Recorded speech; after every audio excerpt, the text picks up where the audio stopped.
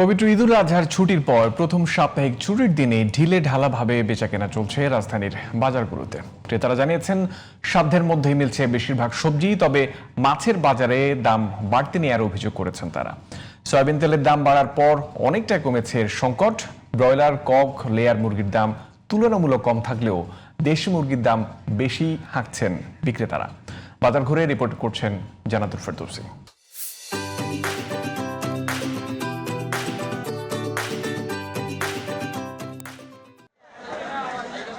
ঈদের ছুটির পর প্রথম শুক্রবার ধীরে ধীরে রাজধানীর বাজারগুলো ফিরেছে চিরচেনা রূপে। বাড়ি থেকে ফিরে আজই প্রথম দোকান খুলেছেন অনেক ব্যবসায়ী। দীর্ঘ ছুটির পর সকালে বাজারে ভিড় করতে দেখা গেল রাজধানীবাসীর অনেককে। তারা জানালেন সবজির বাজারে কিছুটা স্বস্তি ফিরেছে।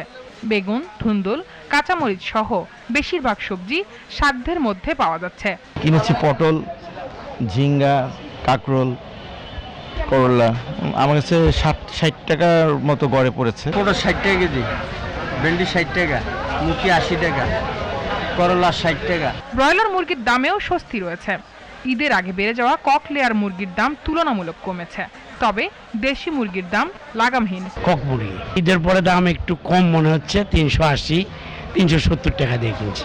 স্বস্তিতে আসে নাই, কেননা আমরা 280 টাকা 290 টাকা পর্যন্ত মুরগি কিনছি। মধ্যম পরিবারে চলা খুবই কষ্টকর। ঈদের ছুটি শেষে মাছের বাজার চলেছে। বড় ছোট মাছে কেজি প্রতি 100 থেকে 200 টাকা পর্যন্ত বাড়তি দাম হাঁকছেন বিক্রেতারা। চিংড়ি, ইলিশের কেজি নাগালের বাইরে। বোয়াল মাছ কেজি 600 করে নিত আগে, 700 সর্বোচ্চ, আজকে 950 টাকা করে নিল। রুই আপনার যেটা প্রজেক্টের যেগুলো, এগুলো 350 400, মানে এটা হলো 1.5 কেজি এগুলা। ইলিশের দাম না ঈদের আগে কিনছি একটা 28 কেজি, এখানে কিনে 32-33, আমরা আইনা কয়টা বেচুম। পেঁয়াজের দাম স্থিতিশীল রয়েছে।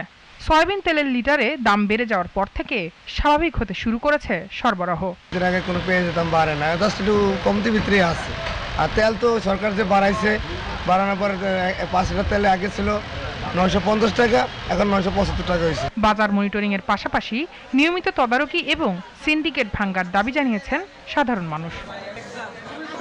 জান্নাতুল ফেরদৌসী, জিটিভি নিউজ, ঢাকা।